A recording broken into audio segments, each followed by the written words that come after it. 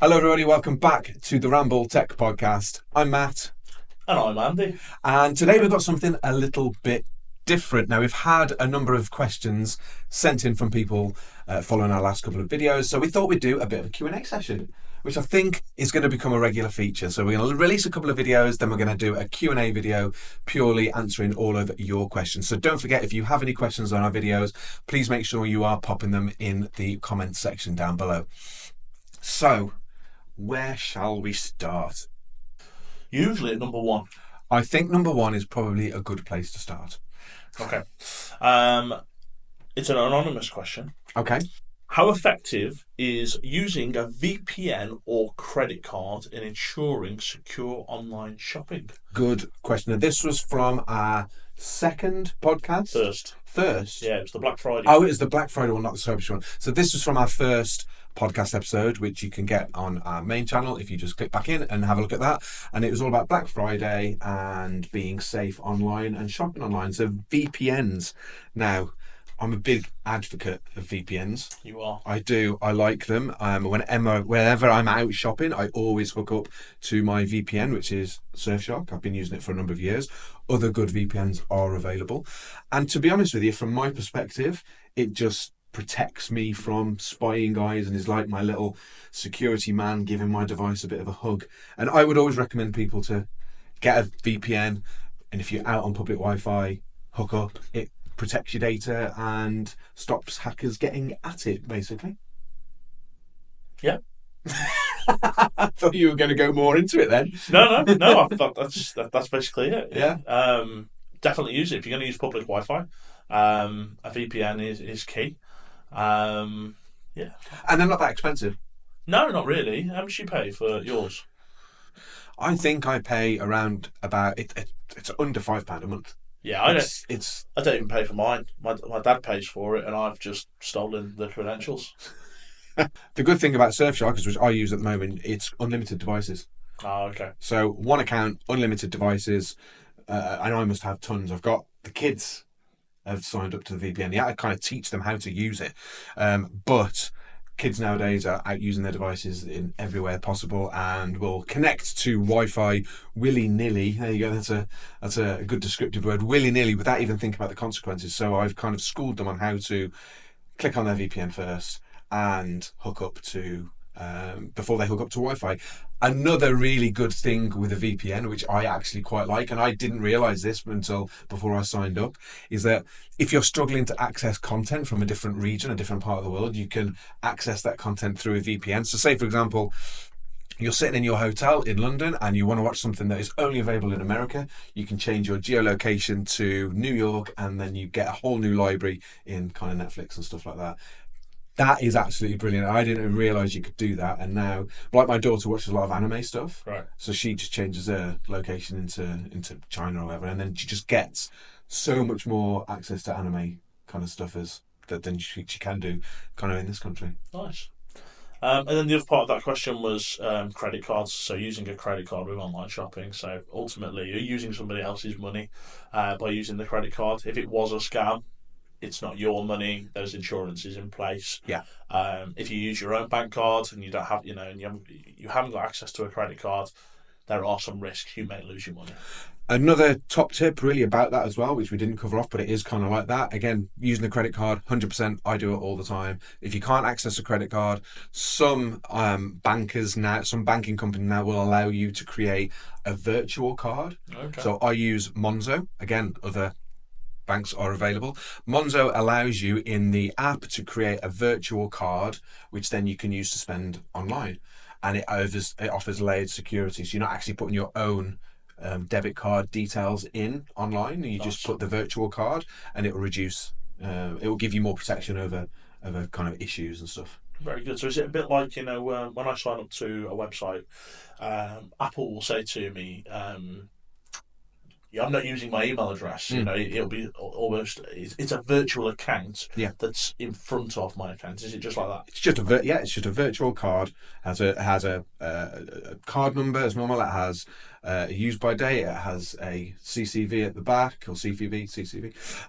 So in all intents and purposes, it's a card, but it's just a virtual card that offers you a layer between where you're paying and your actual account. Right.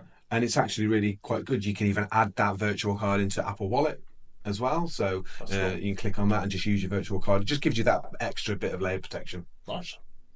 Very good. Next question. How can I check if my email or data has been compromised in a breach? So this was from our second episode, cybersecurity. This is a good one. Now, the only way that I've ever known that I've been breached is through Google sending me a message, or relying on the company that's been breached to send you a message say your email may have been compromised. But other than that, I have no idea. Okay, there is a website out there. There's multiple, but the one I've always used is Have I Been Pwned? Right. HAVEIPWNED. Is that wrong that it just sounds a little bit pornographic? It does a little bit, it does. But yeah, haveibeenpwned.com. In there, you drop in your email address, press the pwned button, and in there it'll tell you whether you've been part of any breaches and when it was, what data was breached. You know, so typically drop in an email address in there. Let's say you've been breached, it'll say usernames, it'll be passwords. If you're using those same email addresses and passwords elsewhere, they have access to it. You know, so. That's a really good set. I'll link that down below in the description. So if you want to check out your email and see if you've been pwned, you can do using the link below. Say pwned? Pwned. I like. Okay, question 3. Could you elaborate on securing social media accounts, especially for teenagers? So I think this is quite important. The amount of times that you will see people saying, and we're going to move on to teenagers in a bit, but just landed in Lanzarote and I'm away for 2 weeks. Yay! Now, if you've got some like suspect people that are following you, that person now knows that you're away for 2 weeks. Yeah. All they need to do, and obviously, if you've shared where you live and all your data about your personal self, that person knows that you're away for 2 weeks. Mm-hmm. And you leave yourself open to being robbed or having something stolen or suspect in things happening around your home and stuff. So from my perspective, I generally don't put that much on. No.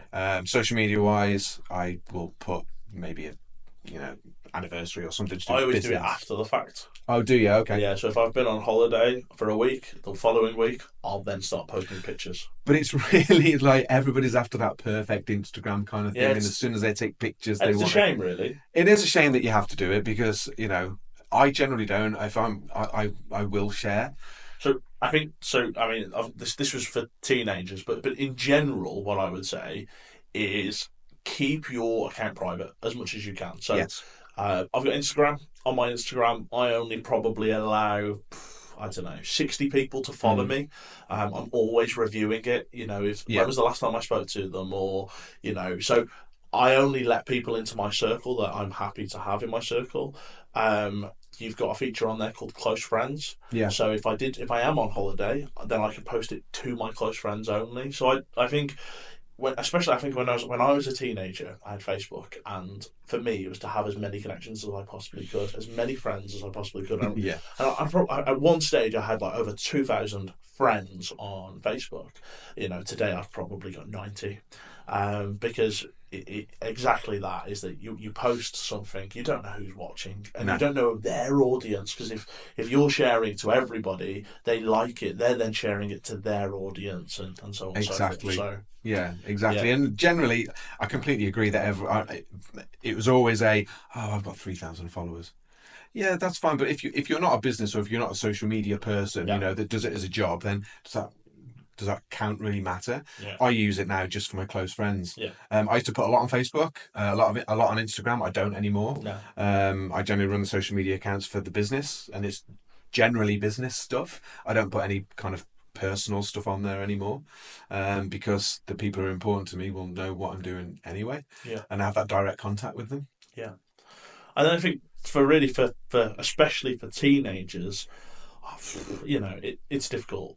don't put personal information on there. Don't say where you live. Don't, put birthdays. You can really restrict that information. Yes, you have to put it in to create the account, but you can hide it. Yeah. So it's not visible. So I think less is more when it comes to online. From a cyber point of view, MFA, make sure MFA is enabled. All of these platforms now have MFA, so enable that.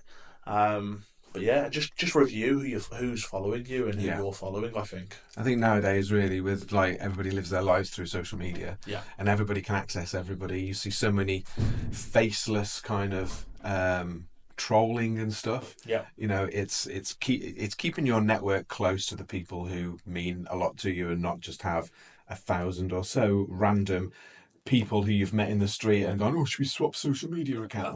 That's it. Think about how many jobs have you had since you left school?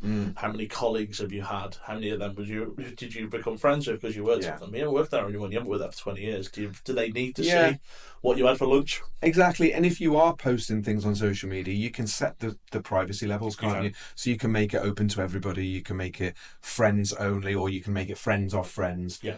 Everything that I post, everything is, unless it's business and it's marketing, everything personal is purely friends. And I review my friends on social media all the time. Yeah, me too. I used to have thousands on Facebook, but now it's like, well, I don't even know these people. No. And you do still get random friend requests from WhatsApp. I had one the day, and I was like, who the hell are you? Yeah. You're in Australia? I mean, I've got family in Australia, but I have no idea who you are whatsoever. Yeah. No. So less is more. I like that. I like that bit of advice. But I think we should do a podcast on social media as a whole and how to stay safe on it. Yeah. If you'd like to see that video, please comment below, because I definitely think keeping ourselves safe on social media is a really good topic that we can do a full-on feature on. Final question. What are the warning signs of a phishing website or email? You're going to be the best place to answer that, but I do get messages, or I had one yesterday from a South African company asking me to click on an invoice because they wanted to do $319,000 worth of business with me. Now, obviously, that is a stupid attempt of phishing, but you know damn well that if I clicked on it, it would either put a virus into my machine or whatever, and there was no way, because we don't deal in that country, we don't know who that company was, but some things that I've had through have been quite genuine. They've looked quite genuine. Yeah. So 2 or 3 years ago, if I'd have been asked this question, I'd have been like, dead easy, because look at the email, the way that it's been written. It'll probably say, dear sir, dear madam. There'll be spelling errors. It just screams phishing. You know, exactly that. It'll be an African prince who needs to send you some money. It's a relative that's passed away. It's really obvious stuff. Today, it's a little bit harder to know. It is. And in my business, we do phishing simulation training. Every couple of weeks, at random points, different members of staff will receive phishing emails. That's purely for training basis. And I had I had an email come into my inbox. I'd been working away a lot the week before, so I'd been on the road. And I got this email come through, and it said, hi Andy. You've parked in a zone for too long. There's a fine. You need to pay it. Here's a QR code scan to go to the website. So no link. Usually there's a link. Yeah. And that's where I would say that's how you can tell, because there's a link. You hover over the link. Is it a genuine website? Has it got that SSL certificate? All of those things. But there wasn't a link. It was a QR code. And I thought to myself, oh no, and I went to get my phone out to scan this QR code. And the reason why I clocked that this might be a phishing simulation training attempt was that I needed to pay the money tomorrow. So the date was I think it was the 25th of November, and that day was the 24th. And I thought, usually you get 14 days or you get 30 days. It isn't a case of pay it right now. Even when you get caught speeding, you get 28 days. Exactly. You get time to pay. And I thought, well, a day seems a bit, and a QR code. I was like, I don't want to just scan a QR code. I don't know where it goes. Yeah. So I really did pause, and then I went to the email, and the email was very much, it was, I don't know, parkingfine.info@gmail.com. Right? It was just, okay, it definitely is. It's either a phishing email or it's a phishing simulation. So I paused, and but honestly, it was well written. Mm-hmm. It said my name. The fact that I'd been out and about that week, travelling with work. And then after the fact, the logic kicked in, and I went, well, if I was out of my car, I wouldn't sign up to parking with my work email. No. I'd sign up with my personal, because it's my Yeah. personal phone. I wouldn't do that. So it was only then after the fact. So, warning signs traditionally were spelling errors. It was, dear sir, dear madam. Urgency. Well, I would say now that's the thing. That's the key, is urgency. What does he want you to do right now? I think it's almost scare taxes, isn't it? It is. You've got you've done something wrong, or something's happened. You need to sort this out now, otherwise there's going to be consequences. Yeah, definitely. And that's the way a lot of like phone scammers will operate. You know, they'll pick on the vulnerable. They'll tell them there's a problem. They need to pay straight away to get it sorted out. I remember. I mean, this wasn't a phishing email or a website, but I remember, years ago, my grandpa had received it was a cold call, and they honestly they were about to get a lot of money out of him, and he was on the phone, and he was like, right, oh really, I can do, and I don't know what it was, but they were offering to give him something, but all he needed to do was give him his card details, and he was like, absolutely. And at the time, he'd have been late 70s, and he, no problem. You're going to do that for me? All right. And they're having a really good chat, and he's a really friendly bloke, and it was just, and it was only, we were like, put the phone down, and he was like, well, put the phone down, and he was like, what's the matter? And he was like, that's a scam, and he was like, what do you mean?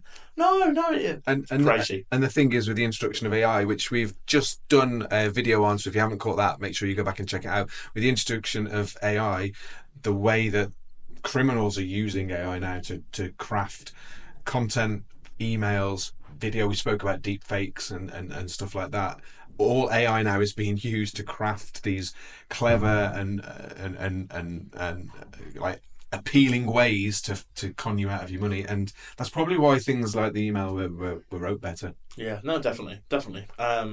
So my just advice would be, you've got to be ready. You've got to be on high alert at all times. Yeah, with these 100%. things, even if it looks real. If it wants you to do something right now, click a link right now, pause. Yeah. Pause and just review. Definitely. That's the end of the questions, Matt. Excellent. Good questions. Now, if you have got any questions on any of our videos, please comment below on the actual videos. We're going to be doing regular Q&A sessions as the podcast grows. So these episodes will only get longer the more questions that you send in. So don't matter what the questions are, just long, short, funny, silly, whatever, post them down below and we'll cover them off in our Q&A videos at probably the end of each month, every 6 weeks or something. Yeah. Once we've done a couple more videos. So hope you've enjoyed this one. If you have, please give it a thumbs up and consider subscribing to the video. And we will see you on the next edition of the RAMble Tech Podcast. This has been the RAMble Tech Podcast with Matt and Andy. Please don't forget to like, follow and subscribe, and we will see you on the next episode.